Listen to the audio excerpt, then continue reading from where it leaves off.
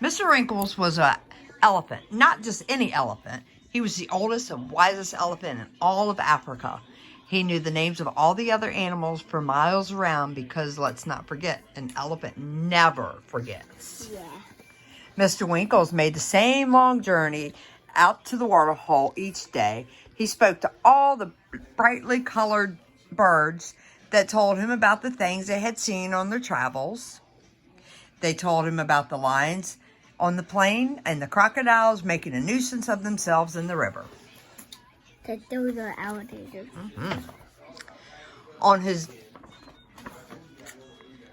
way, Mr. Winkles felt the ground move beneath him, and before he knew it, he was stuck in a big hole.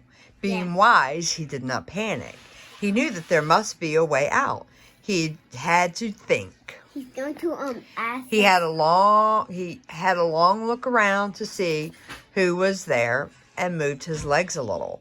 The hole was deep and cold, and he came up to the middle. After a few minutes, he decided to call out for help. Yeah, that he's calling out for his friends. Just then, another tiny head appeared, and then another, until completely surrounded by meerkats. Then Mr. Wrinkles knew all their names, but could not say hello to everyone. It would take far too long. "Hello, everyone," he said. "Please, could you help me? I am stuck, but how can we help you? You are so big and we are so small," someone said. "Don't worry," Eddie said. "I have an idea. There are lots of us and we will find someone out to get you out."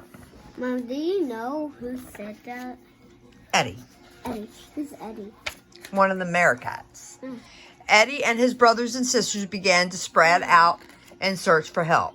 It was not long before they found the 3 giraffes they called Spot, Speckles, and Freckles, who were more than happy to help their old friend. Wow. The giraffes, with their long necks, each pulled a branch down from the nearby tree and told Mr. Wrinkles to hold on tight.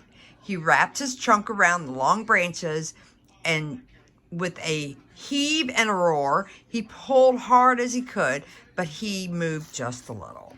They stopped to rest because it was a very hot day. As they tried to decide what to do, 100 birds of all different colors flew down from the bright sky to sit on his back. They flapped their wings with all their might to try to lift him while he pulled again with his long trunk and moved a little bit more. A few hours later, Mr. Wrinkles was thinking he would never get out of the wild is called Cleve, with the long pointy horns, found the group.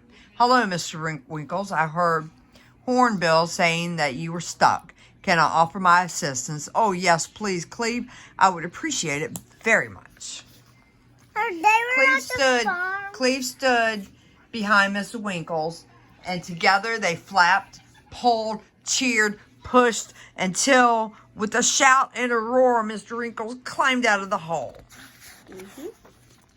"Thank you very much, my friends," he said. "You are all very special to me.